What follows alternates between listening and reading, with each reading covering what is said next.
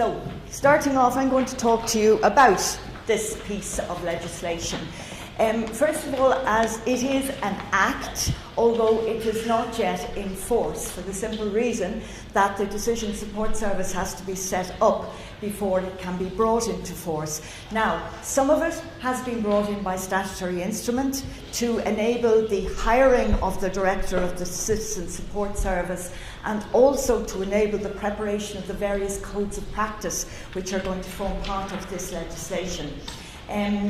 We would have hoped that an awful lot more of it would have been brought into effect, like, for example, the functional test for capacity.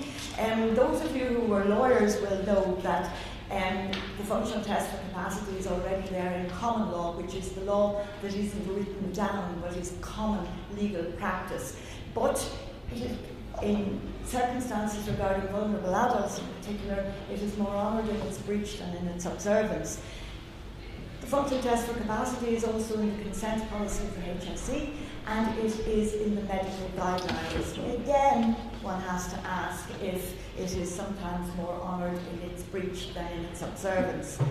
I'm going to talk to you about the Act, but what I'm going to talk about is this.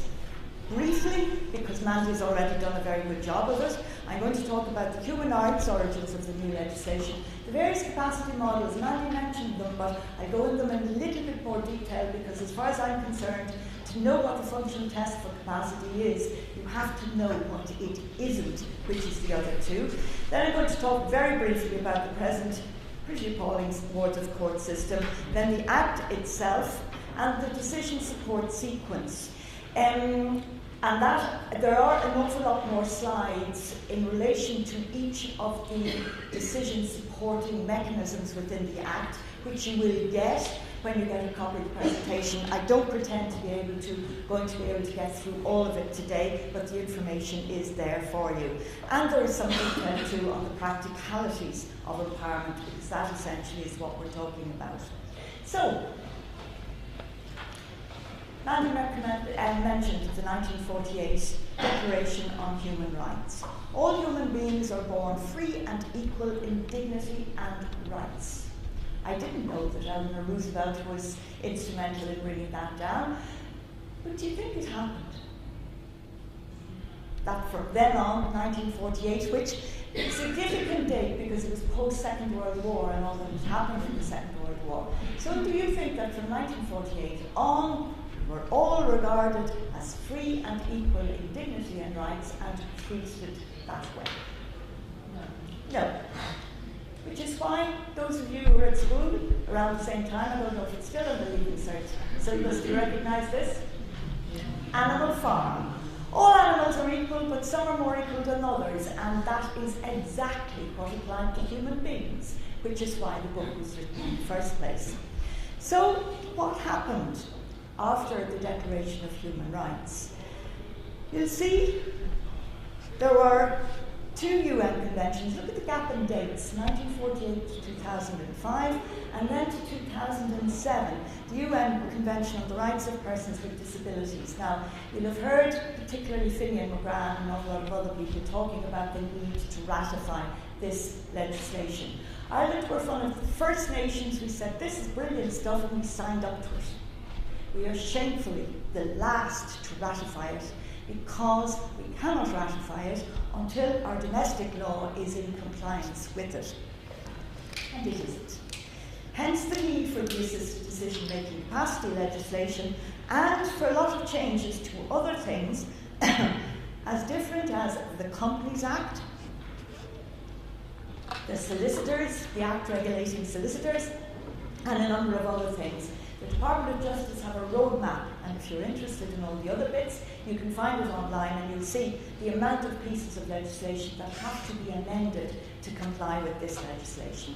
So basically what they said is that for all human beings, there is an internationally accepted right to self-determine or a right to make choices or to choose. But the right to choose in this country has been given a particular connotation. So we're talking about the right to self-determine and to be treated with dignity and respect. Ireland has a couple of additional obligations. Now, some of them Mandy has mentioned. First of all is the Constitution. We are all equal before the law. The European Convention on Human Rights, which Mandy went through. Then there were these two Council of Europe recommendations, some of which has been brought into effect in that we do have the 1996 Enduring Powers of Attorney Act. We have had the equivalent of advanced healthcare directives known in America as a living will in common law. In common law, it is you are enabled to write down to say what treatment you will or may you will or will not want in the event that you are unable to make that decision at the time. Now it will be in statute, and then there is the Council of Europe recommendation on the promotion of the human rights of older people. Now, there is a call for a UN Convention on the Rights of Older People, which I don't think should be necessary, is necessary. But I'm just going to quote for you in the context of older people in particular, one of the rights from that recommendation, which was only 2014, is that older people, persons, fully enjoy the rights guaranteed in the European Convention on Human Rights. Anyone see anything peculiar, to say the least, about that?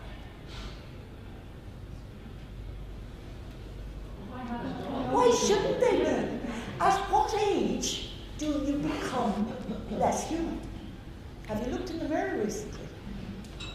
I do, and I think, am I old enough now to be regarded as not human?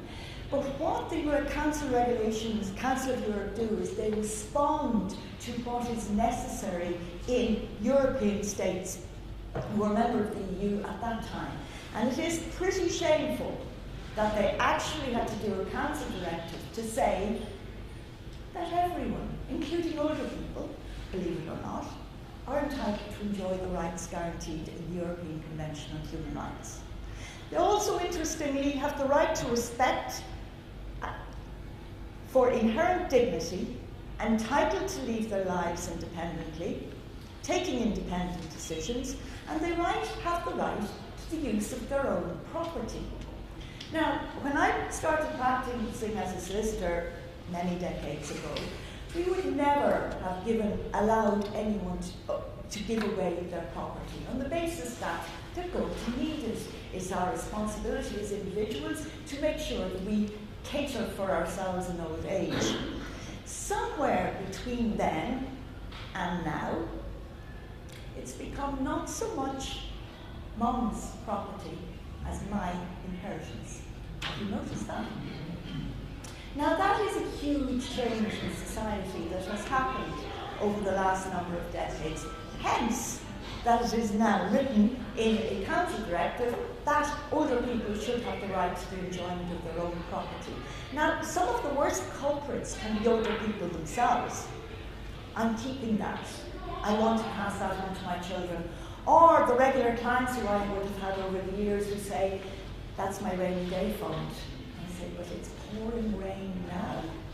Use it. Of course, the answer would be if we all knew how long we were going to live for. We'd be great to be able to plan, but unfortunately we don't. Capacity models, there are three. Now, what you will observe from Mandy is she was doing the academic change, basically from the medical model to the rights model or social model through people like Kitwood. So the academic thinking was changing from basically the status approach, which is an all or nothing medical model, to now the functional approach, which is time specific and issue specific, and of which I'll be talking of a great deal more later. First of all, look at the status approach. There is a reported case MB, which Sage were involved in. And I was involved in that case on behalf of a lady who was being made a ward of court. And what I think I always knew, but what really hit me between the eyes was the medical model looks at the deficit in people. Are you all familiar with the mini mental state examination? Okay. What is it for starters? It's an exam. So my capacity is in question. I sit down in front of usually a doctor and I do an exam. I have to perform. I have to come up to a particular standard. And it's marked, corrected, and as I get the questions wrong, I am marked down in marks. So what they end up with is the deficit in the person. And I remember speaking at a conference during the year to mainly medics, and I have to say, the two professions who habitually have not attended these seminars, and I have done an awful lot of them around the country over the last year, have been the two professions who most need to attend them, medics and my own profession, lawyers as well. And what I asked the doctors and mainly medics in that audience were, is that what you're trained for? To look for the deficit in a person? And the answer was, actually, yes. Well, my comment on that was, well, in that case, you're all going to have to retrain for this legislation, because this legislation is the complete opposite. It looks, it's the glass half full. It looks at the person, what they are capable of, and it seeks to make them better. Whereas the medical model is, well, if you fail the exam, you're a non-person. You can't do anything, regardless of the fact that the issue might have been, can I reinvest my on-cost bond? Do you know the name of the Taoiseach? Actually, in Australia, they had to change the question because the Prime Minister changed so often. Now, how can that be a test of somebody's capacity? Also, you have to spell world backwards. Well, that utterly discriminates, for starters, against people with dyslexia, who may not be able to spell it forward, let alone backwards. And have you ever tried to do maths under pressure? With somebody standing over you, watching you? I would fail that one, for starters. So as a test of people's capacity, it is absolutely out the window with regard, especially to the new legislation, but even presently for the functional capacity in law. The outcome approach is an interesting one, and I'm going to give you an example on that because I think we all have a tendency to fall into it. The example is a bit ridiculous, but it gets the picture across.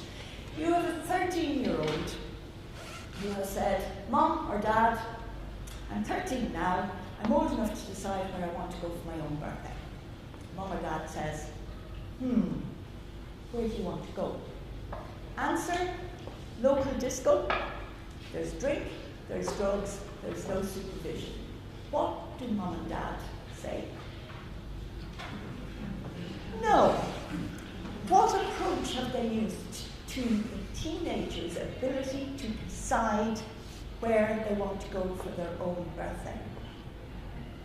The outcome approach. They have judged the capacity of the teenager to decide where they want to go for their own birthday by the decision made. Now, since I started to work with SAGE about 2 years ago, I have come to learn some medical terminology. Are any of you familiar with the fall risk? Right, well, I didn't know what the fall risk was, but it was frequently mentioned, the fall risk. How about this, because we have come across this in SAGE as a test of capacity. Fall risk, obviously, when she says or he says they want to go home, don't appreciate that they are a fall risk. Therefore, they don't have capacity to decide he or she wishes to go home. What approach is that? The outcome approach, which is absolutely outlawed as a matter of statute in the Assisted Decision-Making Act. So it will be a breach of statutory duty to use the outcome approach, but very easy to slip into. Why? Because we are protectors. We try and reduce the risk. Now, on that basis, have you read this? HIQA's publication it's a year now, Supporting People's Autonomy, a guidance document. Now, I don't blame you if you hadn't read it, because we went to lecture HICWA in February. This came out in January, and I was saying to them, sure, you hardly need us here because you've got this wonderful document. They actually hadn't read it. Right? So it is a very good document because it talks about risk and risk aversion and how to balance the risk with the risk aversion. And I'm going to go on a little bit more about risk because I'm going to quote from the Joseph Rowntree Foundation. There is no such thing as a risk-free decision. The risk-adverse, apparently safe option comes with its own risk. And no, in this case, dementia-friendly neighbourhoods are entirely risk-free. But we often want to make them risk-free. And we're often more concerned about covering our own backs professionally than making sure that the person has the right to live their lives as they want to. Now, that's a culture change, do you agree? That is an entire culture change. So our own professional organisations are going to have to get that into their heads. And so, interestingly enough, is the media going to have to get that into their heads. Because they are going to have to stop coming down like a ton of bricks on an organisation who, for example, allows somebody to go home and face risks, when actually it was that person's wish to go home in knowledge of the risks. Sorry, there was somebody there who had their hand up for a question. Yeah, it was just the name of the document. Okay, right. Have you got it? Yeah, right, okay. So there will be time for questions hopefully later on. I do want to get through a certain amount of the presentation, so I don't mind you stopping me and asking me things, but if I do say, I'll answer that as I'm going on, you'll understand. So the functional approach then, I'm going to talk a bit more about. There's our mini mental state examination, which is outlawed. How many of you do it? Do any people here do it? Actually, speaking at a HICWA conference, I was talking about this, and apparently HICWA obliged nursing homes to do it. Now, it may be a measure of a degenerative disease, but it is not a measure of a person's capacity. So, briefly I'm going to go through this because it's changing somewhat. There is a presumption of capacity common law. I've already said that, morality is a breach. Next of kin are an interesting body. They have, in law, absolutely no decision-making power. But try and tell them that. And also try and tell older people that. A very good example recently, well, actually, I thought it was terribly sad. I was asked by a sage advocate to advise in relation to an older lady in a nursing home who had recently been ill. And her family wanted her to move to a different nursing home that was closer to where they lived. Understandable in the context that she had been ill. But she had friends in this nursing home. And her question was, do I have to do what they tell me to do? Imagine having that as a question. How have we, in society, managed to make our older people think that they have to do what they're told to do by their next of kin, who have no general decision-making authority whatsoever? So tell them that. It can be true that there's no establishment of who could be next of kin. There isn't, no. There's no definition of next of kin. It's whoever the only role of next of kin is for hospitals' medical context or nursing home context. Who should they contact if the person dies? That's the only function of next of kin. But somehow it has come to be this major office that people hold and have the right to make decisions. There's an ordinary power of attorney. I could appoint Patricia to be my attorney if I, for example, was going abroad. That fails as soon as I lose capacity, an ordinary power of attorney. And what then would come into play is what's called an enduring power of attorney. The 2015 Act substantially changes enduring powers of attorney. In fact, it repeals the 1996 Act, and whilst it repeats a lot of what's in the 1996 Act, It makes some fundamental changes. And there are slides later on in that in the presentation, or if I get time, I'll get to it. So, words of court. Less said about it, the better. The sooner it changes, the better. If you're accused of a criminal offence in this country, or if you are going to be detained under the Mental Health Act, whether you like it or not, you must have legal representation. In this system, there is absolutely no participation whatsoever by the ward, and there is no review. When the 2015 Act is brought into force, within a 3-year period, all people who are wards of court will be reviewed, and they will be brought within one or other of the decision support mechanisms within the Act. So, and again, needless to say, is the status approach based on medical evidence of deficit. So, we're on to this. First of all, who is it for? Incapacity can arise for any of us at any time. And this legislation had to cater for a wide variety of people. It had to cater for people who have full capacity and are gradually losing it, such as dementia. It had to cater for people who have full capacity and then have a catastrophic accident and lose it completely. And it had to cater for people with an intellectual disability who have some capacity that's fairly stable for most of their life, but will never reach full capacity. And it had to cater for the likes of you and me, who at any stage, due to an illness, may not be able to make decisions for ourselves, temporarily. So it's for any one of us. What the Act says it's for is for a person who, for one reason or another, is having difficulty reaching a decision without support or assistance. Any one of us ill in hospital may be in that situation. The bit in green is where it says that actually in the legislation.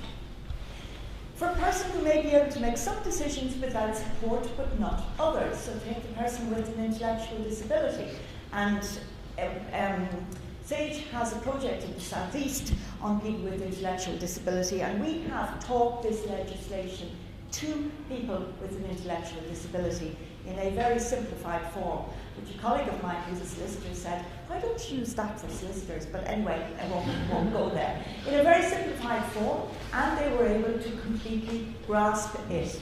They realised too that they may be able to make some decisions without support, but that they may need support for other decisions. And the project is in the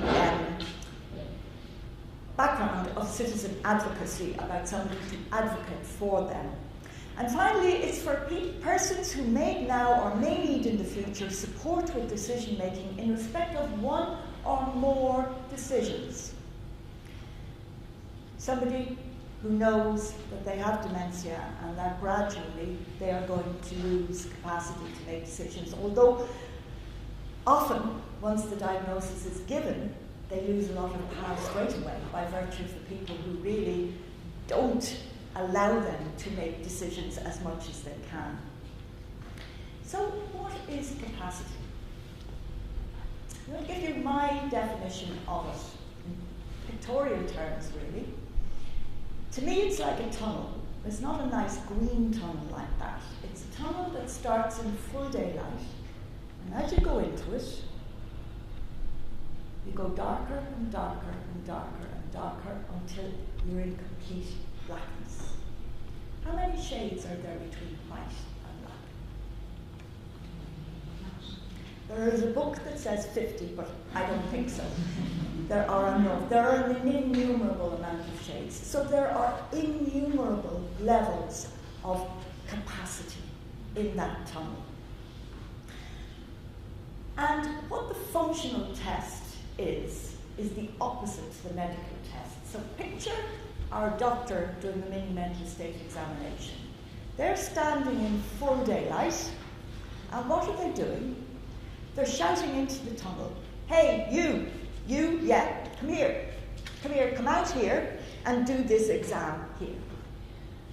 It's expecting the person to come and be the same as others, and then if they aren't, marked down in deficit. What the functional test of capacity is, using the same analogy, is us, the assessor, going into that tunnel. Going into that tunnel to find where the person is in the tunnel and staying there with them and adapting our style, our words, our way of communication to the manner in which they can understand. That's quite an obligation. And who's doing the work in this? The assessor. We are doing the work, not the person being assessed. So we have to go in and adapt our manner of speaking to that person. Now I'm going to show you where that is in the legislation later on. I'm going to give you a little example from my own life, from my own practice as a solicitor. I was administering the estate of a gentleman, and his daughter was the administrator of the executors. And I knew his wife was still alive. She'd been left everything in the will. And I knew from what the daughter said that the wife wasn't that well. And we were coming to a stage where we were signing over the house, and all the money and everything in the wife's name. And I said to the daughter, "How is she?"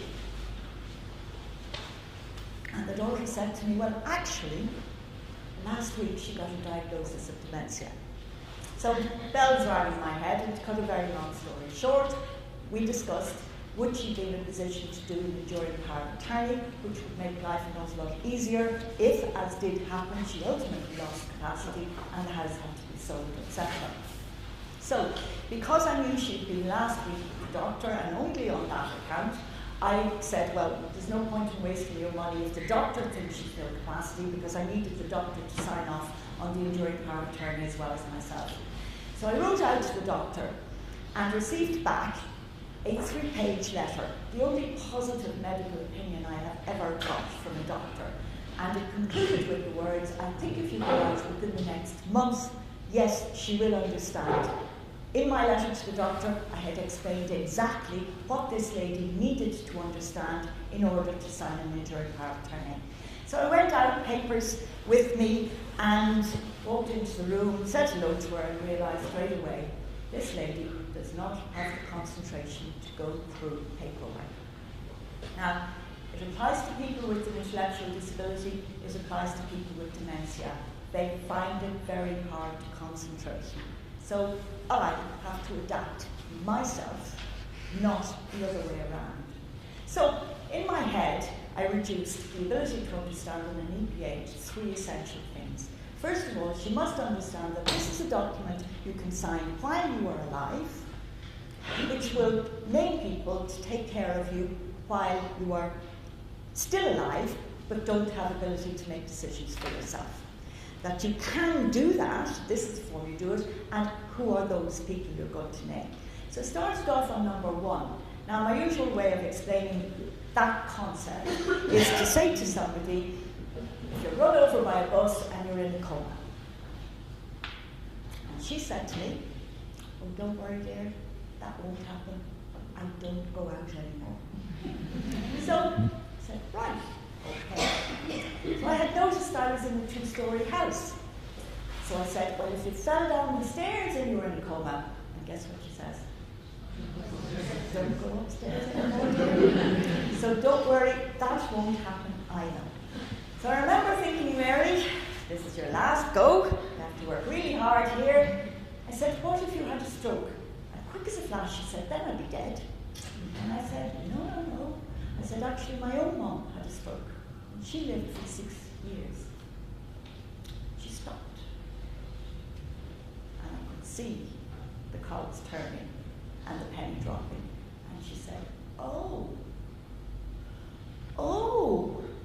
in that case, my children, they look after me now anyway, and they will look after me then.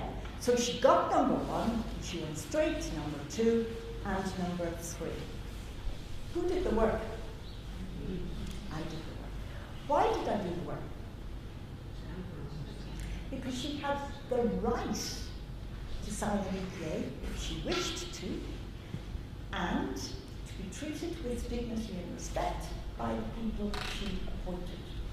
So I would consider it my duty to facilitate that right, or to use the word I came across in a mediation context, facilitate the person's competency, which is take whatever competency is there and make it as good as it possibly can be. And I was interested, I was driving to give a lecture actually over in Sligo and on the radio over early summer, and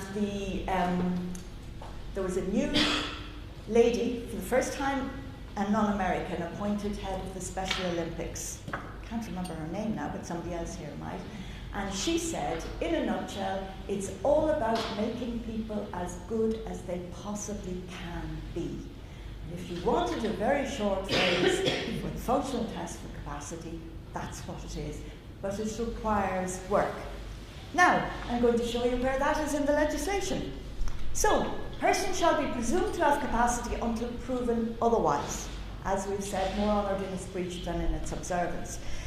Unfortunately, a lot of people will see, in fact, when we were in the projects in the southeast, somebody was saying to us he was going to see an optician, and his address was this care home. And he went in to the optician, and she looked at him and she said, where's your carer?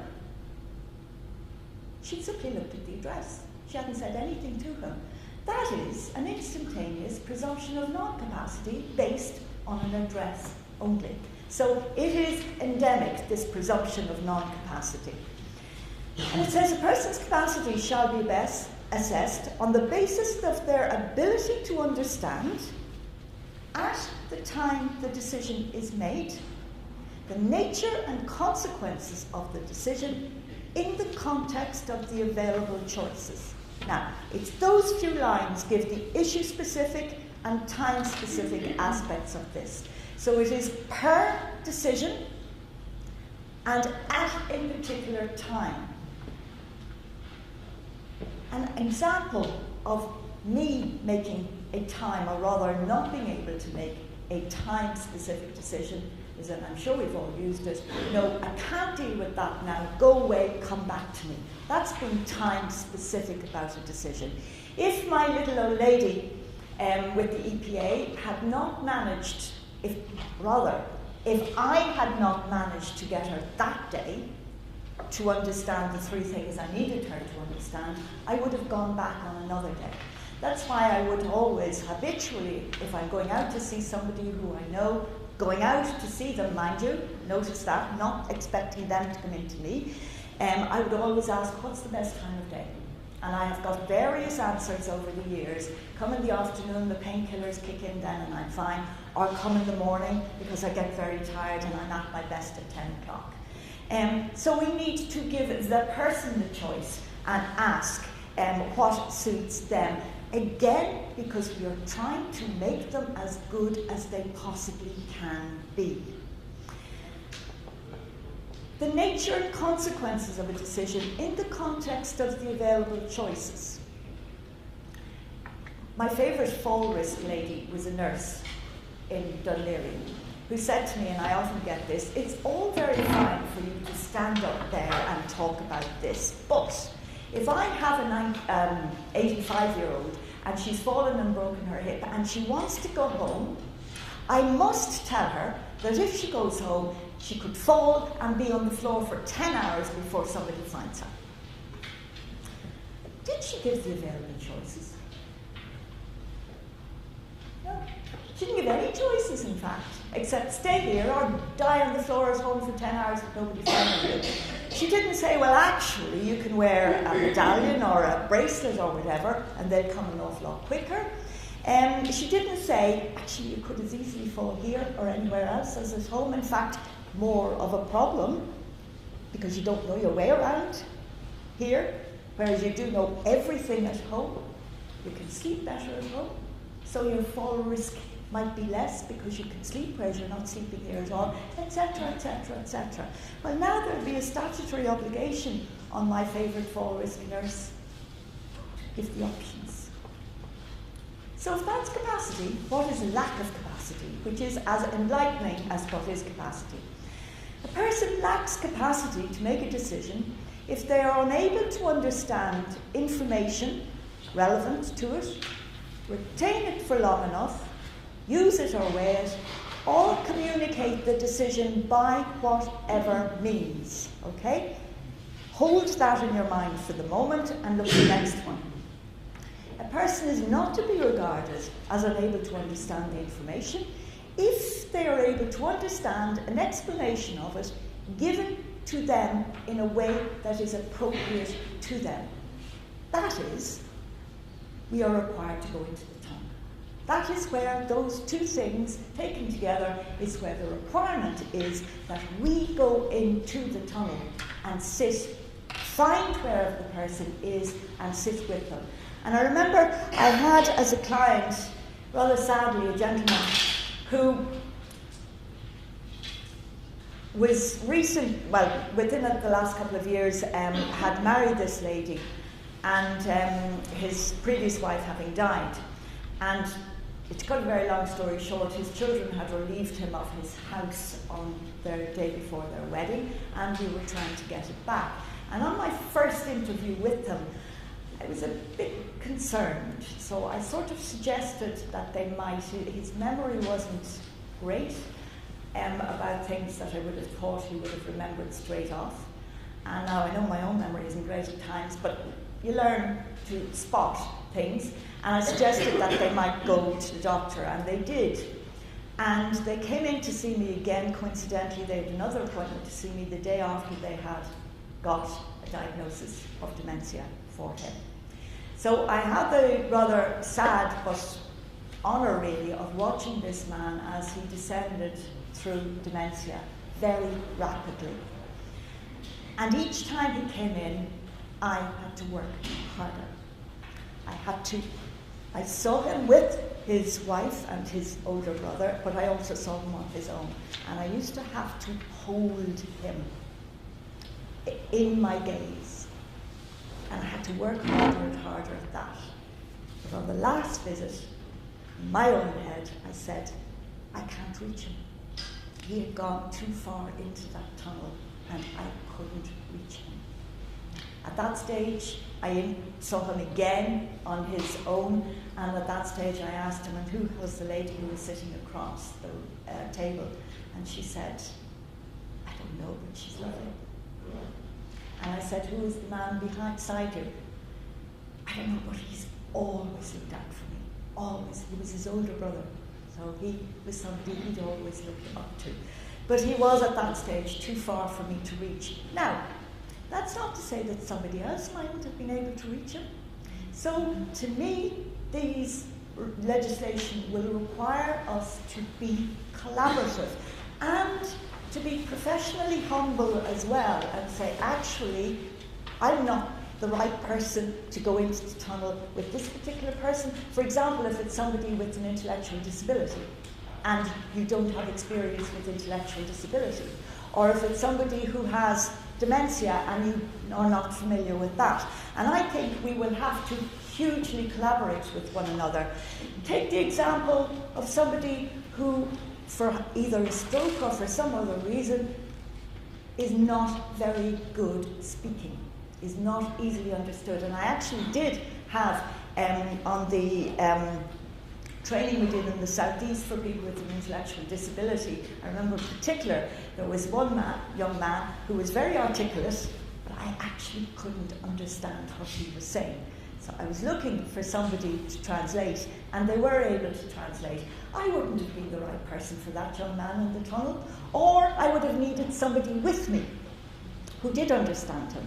And that is where advocacy, and after all, I am speaking from the point of view of SAGE, that is where an independent advocate can come in as well. Because an independent advocate may have the time to go and spend a lot of time in the tunnel with that person. The one thing about the functional test for capacity is, I will admit, it takes time. It takes effort and it takes time.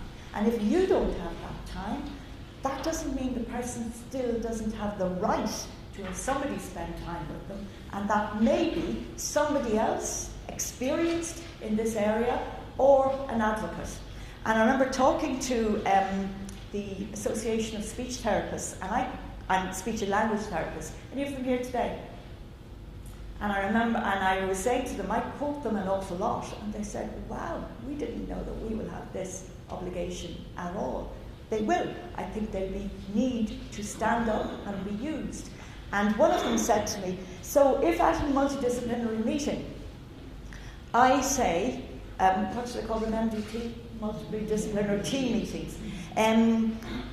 If I have been able to understand the person, and nobody else has, should I be the one that they take notice of? And I said, yes.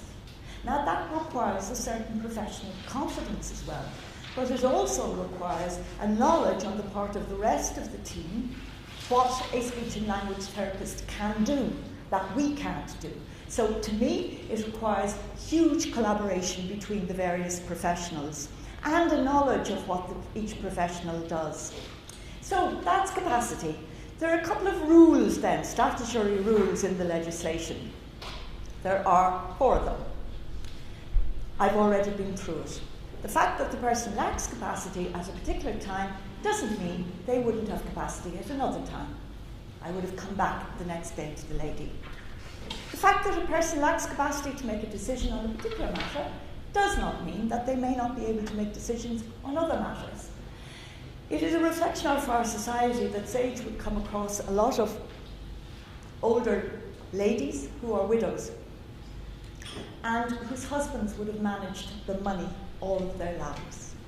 They are now widowed at an age when they have great difficulty taking over. Maybe they have never literally paid a bill in their lives. Now, the lady herself would know the price of a week's shopping, which the husband mightn't have known, but she doesn't know how to deal with bills or money matters. So a letter comes in after the husband's death to tell her that an on-cost bond needs reinvesting. She hasn't a clue. But she's able to take other decisions, or she may just need a bit of support. And that's where the various mechanisms in the Assisted Decision-Making Capacity Act come into play. And that's where your unwise decision, the outcome approach, is outlawed.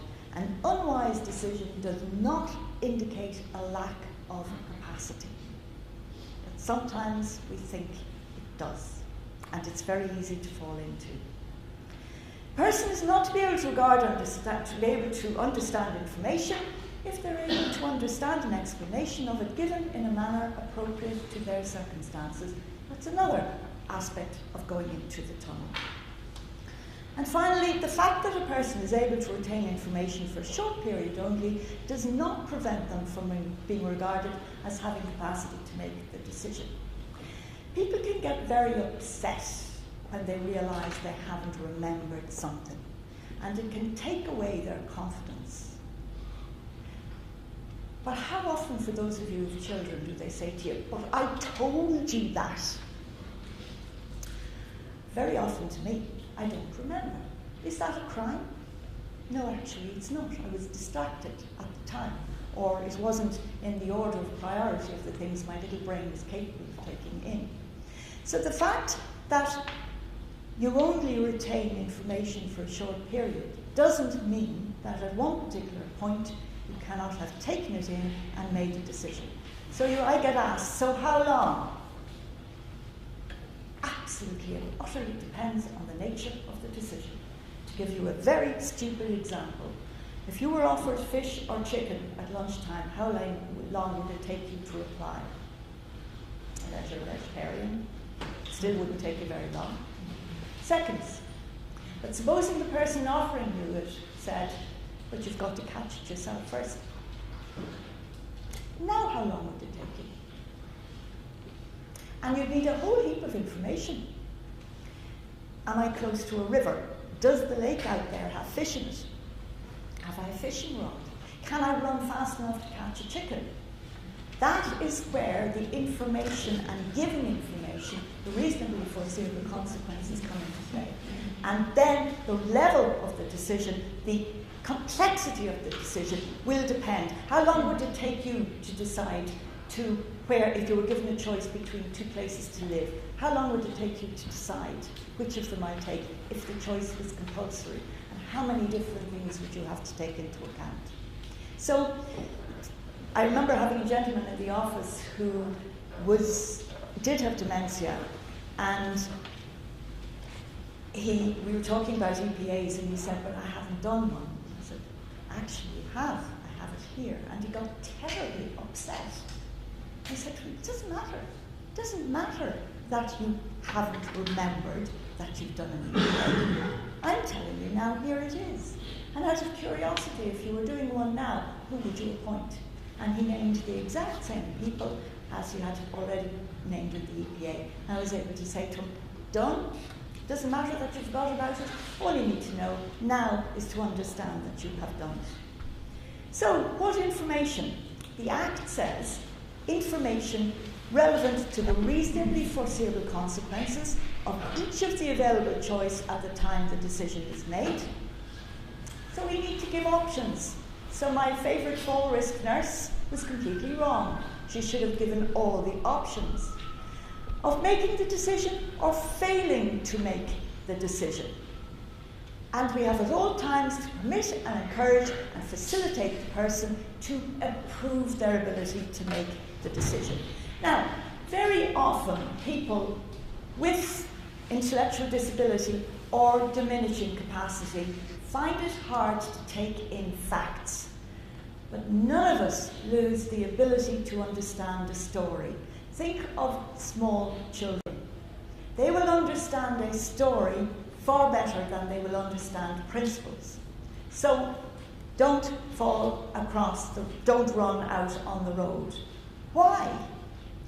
Because if you do run out on the road, you could be knocked down and in hospital. Oh, right, I get it. I don't get the principle of don't run out on the road, but I get the story of being told you could be knocked down. So that's what we need to do. We need to tell things in terms of stories. As you go into the tunnel, you may need to adapt your way of talking about things. So our fall risk nurse, in giving the options, rather than say, well, you can go home, you can go to a nursing home, you can go to respite or whatever, she may have to say, well, now, I had a lady last week in just the same position as you. And these were the choices she had, and these were the choices you have. And she did this, and this is what happened to her. On the other hand, I had a lady the previous week, and she did this, and this is what happened to her. And on the other hand, I had this lady, and she sat there and didn't make any choice at all, and this is what happened to her. None of us need to take notes when we are engaging with a friend who's telling us something, because we remember the story. And it's the same credit has to be given to people, to be spoken to in a manner which is easy for them to assimilate depending on their capacity. And it's our statutory duty. So, what does all that mean for professionals? It's a role reversal. Do you get that? Not assessor, but enhancer, facilitator, engager. And the onus of establishing and supporting decision maker now lies on me, the person going into the tunnel, not on the decision maker who is somewhere in that tunnel. They don't have to move out into the bright light and be something they are not any longer capable of being just because I want them to be, and it makes it easier. They can stay where they are, and the assessor moves towards them. It's all really, therefore, the functional capacity is about how to do it, isn't it? And it's very simple. It's about communication. It's about ordinary, human, good communication. So, how are your communication skills? Look at some of the psychological functions of communication: to inform, control, motivate, influence, demonstrate empathy. and there are psychological levers. Which did my favourite fall risk nurse do? Which did she use? Fear and power. And let's face it, as professionals, we all like a little bit of power. We spent years studying to be where we are. We like the little bit of power. I know best. I've come across people like you for the last 30 years. And I know that the best thing for anyone like you is this. But it's not anyone like you. As Mandy pointed out in her presentation, we are each individuals. We are not one of a class. So ask yourself the question, which ones do you use in your communication with people? And this is a typical mediation slide, but I've put it in for two reasons here. First of all, because you need to go below the surface with the person, don't you? We had an advocate. I was doing the functional test for capacity with our volunteer advocates, and one of them said that when he goes into a nursing home, he's always given a card about the person he's about to visit, their likes, dislikes, etc. And this particular gentleman that he was visiting, he saw on the card that he was an engineer. And he said, that's brilliant, because so am I. So he went down and he spoke to him. And they had a full conversation entirely in engineering terms. And he was able to understand everything that was required of him. So that was below the surface. How often do you who deal with people find out what they did before they were old and speak to them in those terms? I often wonder what people will be speaking to in terms in my old age. The other aspect of the iceberg is us. We are going to have to find depths within ourselves that we may not hitherto have gone to. And it's not just a nice idea anymore, it's a statutory duty. This is about making people as good as they can be. And I know a lot of solicitors, I'm surmising that there would be a lot of solicitors, that if they were told that somebody's downstairs in reception to do an enduring power of attorney, and they go in and see that the person has Down syndrome, somebody like this young woman, they return. Even if they greet them and say hello, inwardly they'd be saying, you can't do it yet. What they really mean is, I have no idea how to talk to you about an EPA, which is an entirely different issue. And believe it or not, when we had spoken to people with an intellectual disability, we asked them at the end, now what are you going to do about this? There were various answers, but so many of them said, I'm going to plan ahead. I'm going to do an enduring power of attorney. I'm going to do, for those who had, very moderately, an advanced healthcare directive. But I'm going to name the people I want to look after me if I'm not able to make those decisions for myself. And there will be legal aid for people who, on a means-tested basis, for doing enduring powers of attorney. So, it's listening in order to understand interests and needs, what really matters to the person as an individual, not what I really want to hear from the point of view of the service, but what does this person want? And speaking in order to be understood. I'm sure, well, I've certainly seen, have you ever seen somebody who, and they could be teachers too, who says, when somebody doesn't understand what they say, they shout louder. Have you come across that? Or their reaction is, well, I've always said it this way, or I've always taught it this way. So if you can't understand me, well, that's your problem, not mine. And yet in teaching there is something called metacognition, which is requiring teachers to adapt their manner of teaching to the ability of the pupil. There are the pupils they are dealing with. So it is everywhere. It's the moving from the medical model to the social model. It's in teaching, it's in law, it's in care. So, speaking, reality checks included. So if somebody gives you a particular decision, particularly if you think it's an unwise decision, ask them how they came to that decision. And I'll talk a little bit more later about that. So it's a two-way process. It's a dialogue. And I like this slide. It's a Chinese symbol for listening. The ear is on the left-hand side. On the right is you. It's concentrating on the person. And we were down in a hospital down the country giving a talk to some of the board, and one of the people there was the discharge planner. And during the meeting, her beep went off 7 or 8, 10 times. And I remember thinking to myself, my God, you're the discharge planner. And if you were talking to somebody whom you were trying to discharge from hospital and your bleep goes off like that, and it's an older person, what messages are you giving? And on the way down the stairs afterwards, I asked her about that. And she said, yes, I'm well aware of that. And I said, I'm sure it distracts you as well. And she says, yes, it does. Because the person in the bed is thinking, oh God, I really have to hurry up and make this decision, any decision, because she's so busy, her beep keeps going off. And she herself is getting more agitated as the beep. I've got another person to deal with, another person to deal with. So that's lack of concentration on the person themselves. Eyes. Watch the reaction. And I come to why for that in a moment. Undivided attention is the same issue. Have you ever noticed, well, I notice how annoying it is if you're trying to have a conversation with a friend and they're continuing to look to see who comes through the door. How really annoying that can be, because they're not giving you the attention. And heart is an interesting one, because I think heart has been trained out of us to a great degree. We don't use our gut, our heart.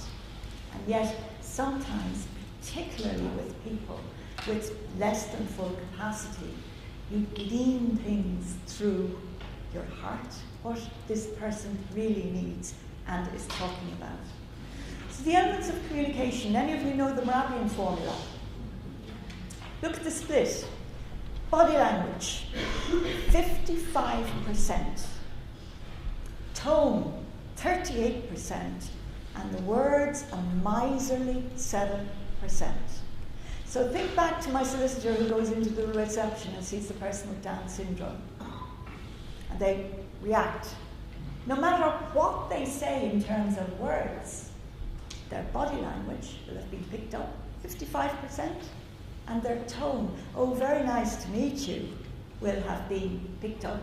And people with less than full intellectual capacity compensate for it in picking up other ways. They also give off signals, so we have to be aware of the signals we give, but also we have to watch their body language, their tone, and not just take note of their words.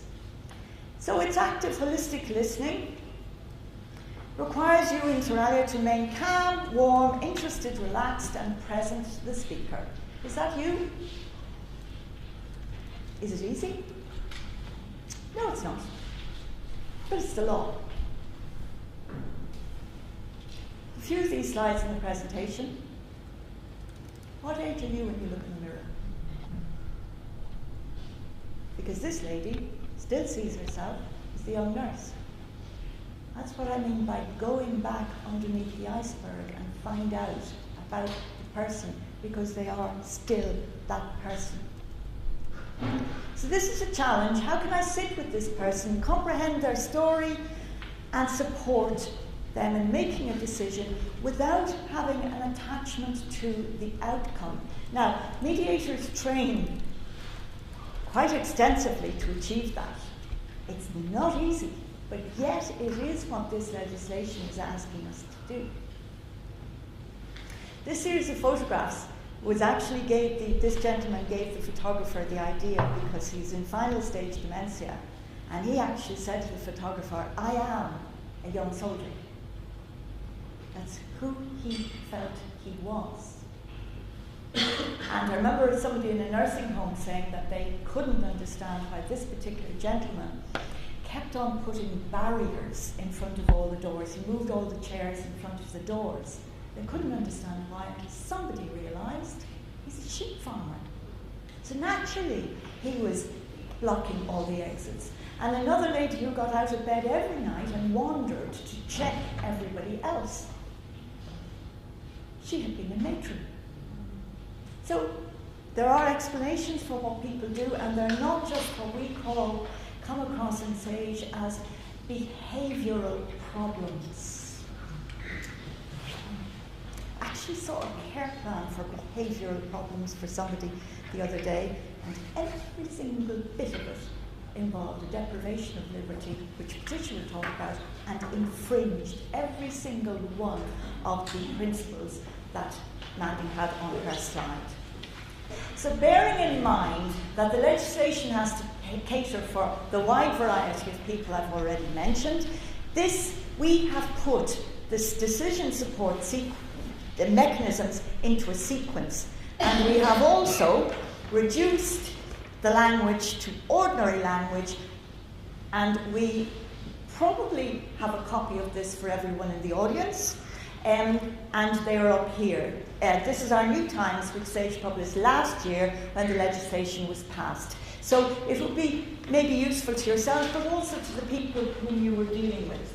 And it's also available on our website. So, there is a hierarchy of decision support, and we have to remember that the sequence is in a hierarchy. So it starts at the top and moves down. Because the higher you are up this list in terms of these decision support mechanisms, I used to say trump one another, but I can't use that word anymore, so I'm going to have to find a different one. Give me a different one. Thank you, Patricia. Take priority over one another, okay? So I'm going to start at the top down, right? On the basis to get into your heads that it's a hierarchy. So there are two different approaches to decision support mechanisms. If the person has planned ahead, and if the person has not planned ahead, okay? So you start at the top and you start with the planning ahead. And if the person has planned ahead, they can have done one or both of those documents, an advanced healthcare directive or an enduring power of attorney, okay? Advanced healthcare directive is at the top because anything in it takes priority over anything in anything else. Okay? So Advanced Healthcare Directive at the top. Also, under the 2015 Act, you can now put healthcare, for those of you familiar with the 1996 Act, you couldn't put healthcare decisions, give them to your attorneys today, but you can under the 2015 Act. However, as you probably know, an EPA is hard to change. And as we age or acquire different disabilities or illnesses, we may want to change our Advanced Healthcare Directive.